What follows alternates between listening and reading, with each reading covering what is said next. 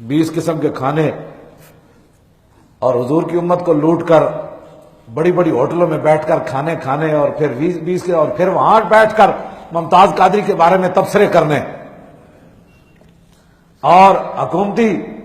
اور غیر مسلموں سے پیسے لے کر سپریم کورٹ کے ججوں نے جو یہ فیصلہ کیا ہے حکومتی ایما پر، تو میں نے کہا تمہاری تو نسلیں بھی بدبودار ہوگی، یہ تم ہی بدکار نہیں بنے، یہ تم ہی بدکار نہیں ہوئے، تمہاری آنے والی نسلوں کو بھی لوگ، اول تو وہ زندہ ہی نہیں رہے گی،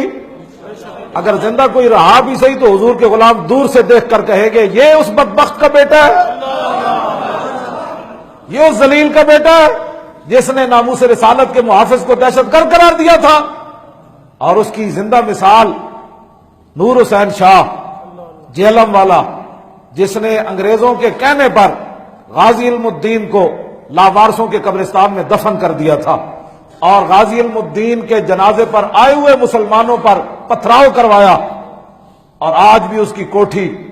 ٹالیاں والے موڑ پر نشان عبرت ہے۔ زنانی پتنی کیویں مر گئی، پتر پتری کیویں مر گیا، آپ کتیاں دی طرح خارج زدہ کتے دی طرح ایڑیاں رگڑ رگڑ کے مر گیا، پیچھے وہ وارث بھی کوئی نہیں، وہ کوٹھی جگیاں والے بھی کوئی نہیں رہندے، اینے وہ دروازے کھلے ہوئے ہیں۔ یہ نشان عبرت ہے کہ جو غازی علم الدین کے جنازے پر سنگ باری کروائے، انگریزوں کو تو اس نے خوش کر دیا، لیکن 1929 کا 8 اور آج 2000 علم الدین تو علم الدین ہو رہی ہے، علم الدین ہو رہی ہے، توجہ،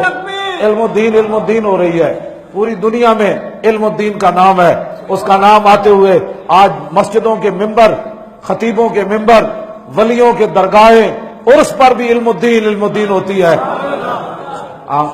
تو اس کمینے کا نام لینے والا کوئی نہیں۔ اب میں جو نام لے رہا ہوں تو اس کی بغیرتی کی وجہ سے اس کا نام لے رہا ہوں، اس کی کوئی شان کی وجہ سے تھوڑا لے رہا ہوں، اس کو نشان عبرت جو بن گیا ذلیل، اس نے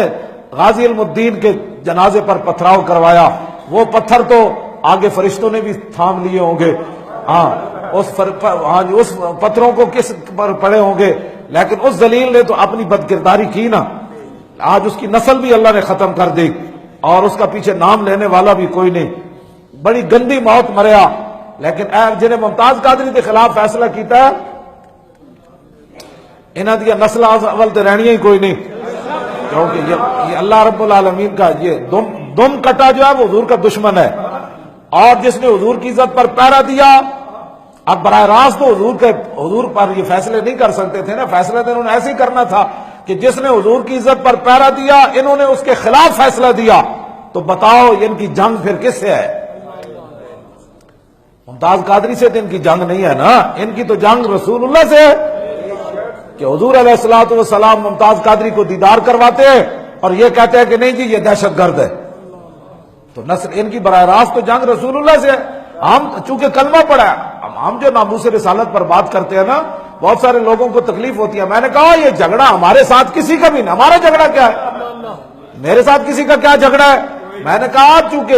کلمہ جو پڑھا ہے تو ہم نے بات تو کرنی ہے، میں نے کہا جو حضور کی عزت کے خلاف بات کرتا ہے اس کا ہمارے ساتھ جھگڑا نہیں، وہ براہ راست اس کا جھگڑا رسول اللہ سے ہے، ہمارے ساتھ کیا جھگڑا ہے اس کا، ہمارا کوئی باپ مارا ہے اس نے، ہمیں کوئی گالیاں دیا اس نے، ہمارا اس کے ساتھ کیا جھگڑا ہے، جھگڑا تو اس کا رسول اللہ کے ساتھ ہے، مالک جانے اور وہ جانے۔